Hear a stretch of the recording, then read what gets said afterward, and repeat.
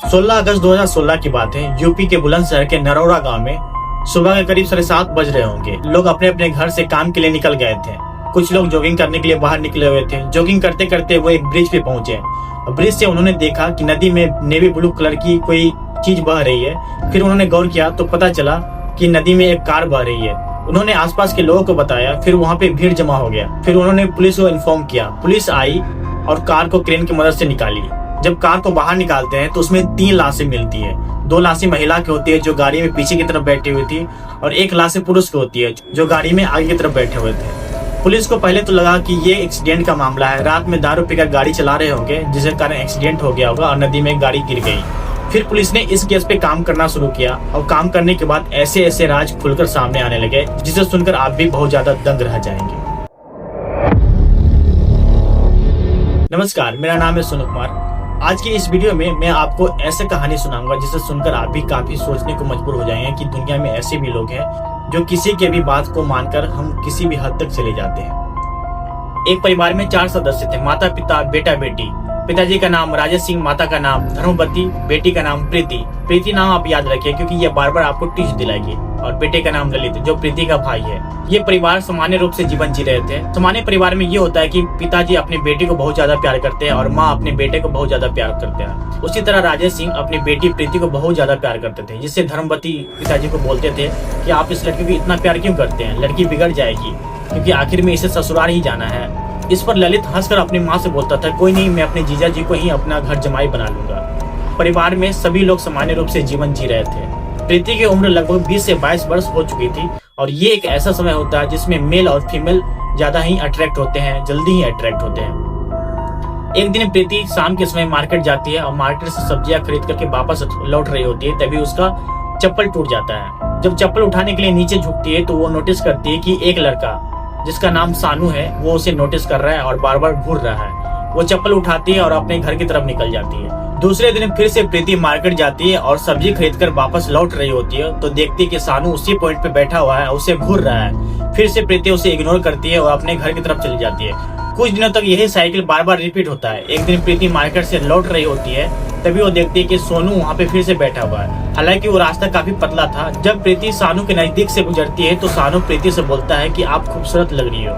ये बात सुनकर प्रीति थोड़ा सा मुस्कुरा देती है और वो फिर से चुपचाप अपने घर की तरफ चली जाती है।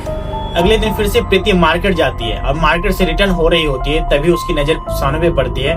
जब प्रीति उस जगह पहुंचती है जहां सानू बैठा हुआ था, सानू प्रीति को देखकर बोलता है कि आप रोज रोज मार्केट आ रही हैं, इतना कष्ट क्यों करती हैं? तब प्रीति जवाब देती है कि मेरा यही काम है, मैं रोज शाम की सब्जियां खरीद कर घर में जाती हूँ और खाना बनाती हूँ। तब सानू मजाकिया अंदाज में प्रीति से बोलता है कि अगर आप कहें तो मैं आपके लिए सब्जियां रोज खरीद कर ले आऊंगा।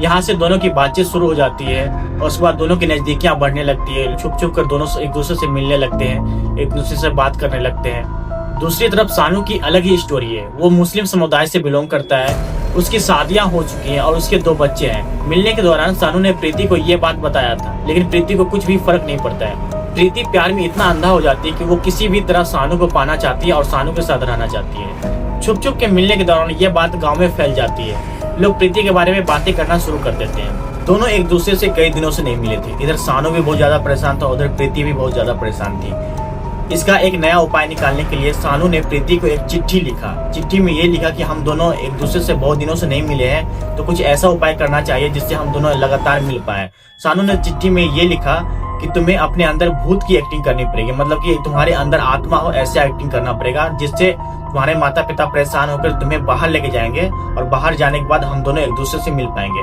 प्रीति सानू के प्यार में इतना पागल थी कि वो सानू की बात मान लेती है और इस तरह की अलग अलग तरह की हरकतें करने लगती है जिससे लोगों को पता चले कि उसके अंदर आत्मा है। उसके माता पिता को लगने लगा कि प्रीति के अंदर आत्मा है। वो डर गए और अपनी बेटी को आत्मा से बचाने के लिए किसी भी हद तक जाने को तैयार हो गए।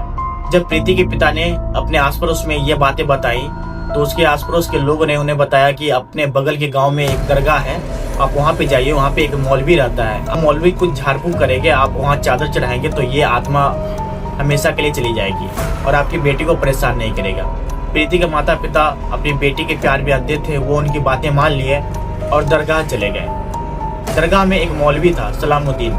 मौलवी प्रीति का झाड़ फूक करता है और ऊपर से दावा कर देता है कि प्रीति के ऊपर 7 आत्माओं का निवास है, तो इसे हर सप्ताह दरगाह लाना पड़ेगा, तभी आत्मा को मुक्ति मिलेगी और प्रीति का शरीर छोड़ के हमेशा के लिए चला जाएगा।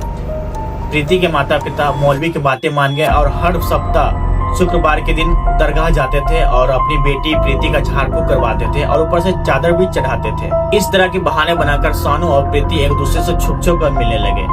कई दिनों तक यही सिलसिला चलता रहा। एक दिन प्रीति परेशान होगी और सानू से बोलती है कि अब छुप छुप कर मिलना बहुत हो गया, अब तुमसे शादी करना चाहता हूँ और हमेशा के लिए तुम्हारे साथ ही रहना चाहता हूँ, क्योंकि अब छुप छुप कर मिलना नहीं होगा मुझसे। फिर सानू प्रीति से बोलता है कि तुम्हारे माता पिता हमारे रिलेशनशिप को एक्सेप्ट नहीं करेंगे, वो हमारे बीच एक दीवार है। अगर तुम्हें मेरे साथ हमेशा के लिए रहना है तो तुम्हें अपने परिवार को खत्म कर देना पड़ेगा। प्रीति ये बात सुनकर काफी घबरा जाती है, लेकिन प्रीति सानू से बहुत प्यार करती थी तो वो सानू की बात मान जाती है। फिर सानू और प्रीति एक प्लान बनाते हैं कि कैसे उन्हें रास्ते से हटाया जाए। अगर वो रास्ते से हट गए तो हम दोनों शादी करके हमेशा के लिए एक बंधन में बन जाएगा और हमेशा के लिए एक दूसरे के साथ रहेंगे। सानू प्रीति को बताता है कि अगले सप्ताह जब तुम दरगाह जाओगी तो दरगाह जाने के बाद होटल में रुकोगी, उस समय तुम मुझसे आके मिलना, मैं तुम्हें नींद की गोलियां दूंगा, तुम वहाँ कोल्ड ड्रिंक खरीद लेना और नींद की गोलियां कोल्ड ड्रिंक में मिला देना और सबको पिला देना। जब वो पूरी तरह नींद में हो जाएंगे तो मुझे कॉल करना, बाकी काम मैं संभाल लूंगा। प्रीति तो सानू से प्यार करती थी, वो सानू की हर एक बात मानती जा रही थी, अपने माता पिता की कुछ भी परवाह नहीं कर रही थी और सानू जो बोल रहा था वही सुनते जा रही थी। अब बात आता है 25 अगस्त 2016, यानी कि जिस दिन लाश मिली थी उसके ठीक एक दिन पहले की बात है। सारे लोग दरगाह जाने के लिए रेडी हो गए थे। इसके पहले माता पिता प्रीति और उसके भाई ललित दरगाह जाता था, लेकिन इस बार सदस्यों की संख्या बढ़ गई थी। इसके अलावा उसके भाभी और उसके मामा मामी भी दरगाह जाने के लिए तैयार हो गए थे। राजेश सिंह ने पहले ही ऑल्टो कार बुक करके रखा था कि इस बार हम कार से दरगाह जाएंगे, क्योंकि हम सारे फैमिली वाले दरगाह जा रहे हैं। दरगाह जाने के क्रम में शाम हो जाती है और वो होटल में रुकते हैं। उसी समय प्रीति होटल से निकल करके सानू के पास चली जाती है। सानू नींद की गोली के 2 बड़े बड़े पत्ते लिए हुए था, वो प्रीति को देता है और प्रीति को बोलता है कि तुम कोल्ड ड्रिंक जाकर खरीद लो और उसी कोल्ड ड्रिंक में ये गोली मिला देना। उसके बाद जब तुम्हारे घर वालों को पूरी तरह नींद आ जाएगी, जब वो गहरी नींद में चले जाएंगे तब मुझे कॉल करना, मैं बाकी काम संभाल लूंगा। प्रीति वैसे ही करती है, एक दुकान जाती है, वहाँ से कोल्ड ड्रिंक खरीदती है और कोल्ड ड्रिंक में सारी दवाएं मिला देती है। उसके बाद वो होटल आती है। उसी समय उसकी माँ उसे देख लेती है और प्रीति बोलती है कि मैं आप लोगों के लिए कोल्ड ड्रिंक खरीदने गई थी। रात में खाने के बाद वही कोल्ड ड्रिंक सभी को पिलाती है और खुद नहीं पीती। आधा घंटे के बाद सभी का माथा जोर से दर्द करने लगता है और उसके पिता राजेश सिंह ललित से बोलते हैं, ललित तुम और बहू मामा को लेकर के दरगाह चले जाओ, दरगाह में तुम चादर चढ़ा देना, क्योंकि मेरा सर दर्द कर रहा है, मुझे नींद आ रही है, तो मैं यहीं पे सो जाता हूँ, मैं कल जाकर के दरगाह में चादर चढ़ा दूंगा। ललित ठीक वैसे ही करता है, ऑल्टो कार में बैठकर दरगाह चला जाता है। तो जैसे ही दरगाह पहुंचता है वहाँ उसे नींद आ जाती है, वो वहीं गिर जाता है। इधर होटल में प्रीति उसके माता पिता और मामी जी बचे हुए थे। माता पिता और मामी को नींद लग जाती है। प्रीति उठती है और सभी को जगाकर देखती है। जब प्रीति को कंफर्म हो जाता है कि ये पूरी तरह नींद में चली गई है तो वो सानू को कॉल करता है। सानू अपनी कार लेकर के होटल आता है। प्रीति और सानू दोनों मिलकर के माता पिता और मामी को गाड़ी में बैठाते हैं और सीधा बुलंदशहर की तरफ चले जाते हैं। सानू और प्रीति रात भर गाड़ी चलाने के बाद बुलंदशहर के नरोड़ा जगह में पहुंचता है। वहाँ एक बड़ी सी नदी होती है।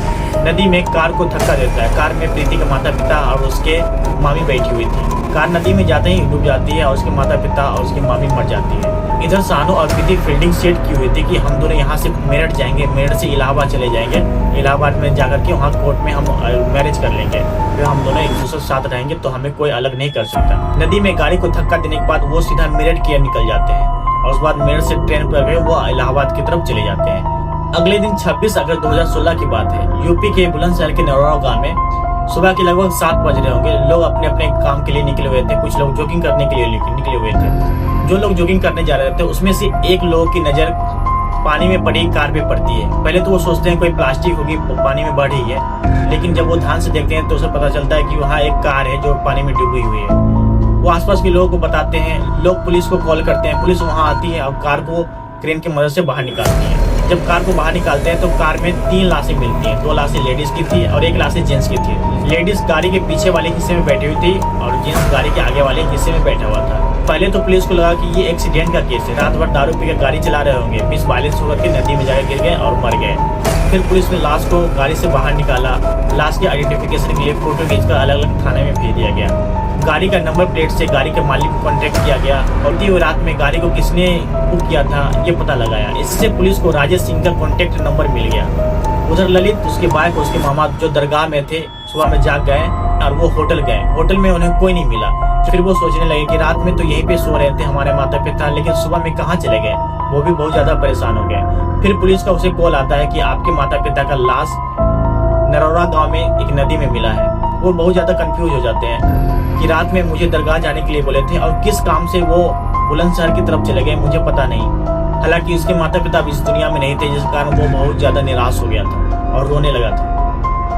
पहले तो ललित को लगा कि प्रीति भी उसके साथ ही मर गई है, लेकिन जब लाश का आइडेंटिफिकेशन हुआ तो उसे प्रीति का लाश नहीं मिला। फिर पुलिस और ललित ने सोचा कि प्रीति का लाश पानी में बहकर इधर उधर चली गई होगी, जिसके कारण नहीं मिली।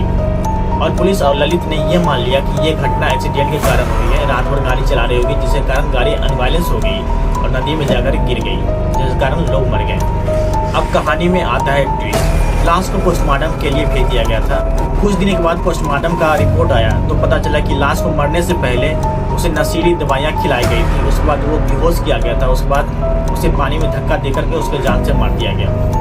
अब पुलिस का माथा ठनक गया। पहले तो वो सोच रहा था कि ये एक एक्सीडेंट का केस है, लेकिन ये रिपोर्ट आने के बाद उसका दिमाग पूरी तरह हिल गया। अब उसे कंफर्म हो गया कि ये एक्सीडेंट का केस नहीं है, बल्कि इन्हें किसी ने जानबूझकर मारा है और पानी में धक्का दिया है।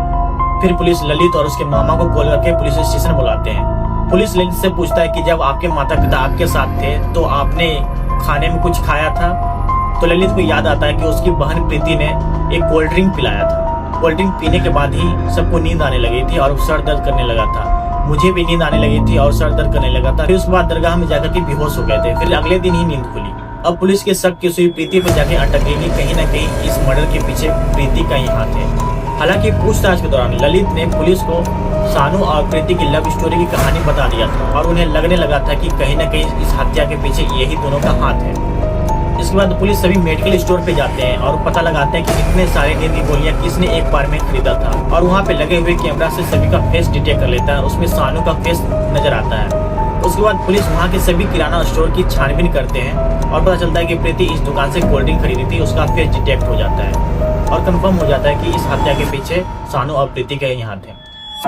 फिर पुलिस ने इन दोनों का नंबर को सर्विलेंस पे लगा दिया था। 2 महीने के बाद सानू उसी नंबर से अपनी बहन को कॉल करता है और सारी बातें अपनी बहन को बताता है। उधर सानू और प्रीति इलाहाबाद कोर्ट जाते हैं। वहाँ पे एक वकील को हायर करके शादी करना चाहते हैं तो उसे 15 दिन का डेट दिया जाता है कि 15 दिन के बाद आपकी शादी होगी। इससे दोनों बहुत ज्यादा परेशान हो जाते हैं क्योंकि उनके पास उतना ज्यादा पैसा नहीं था कि 15 दिन तक इलाहाबाद में रुक पाए।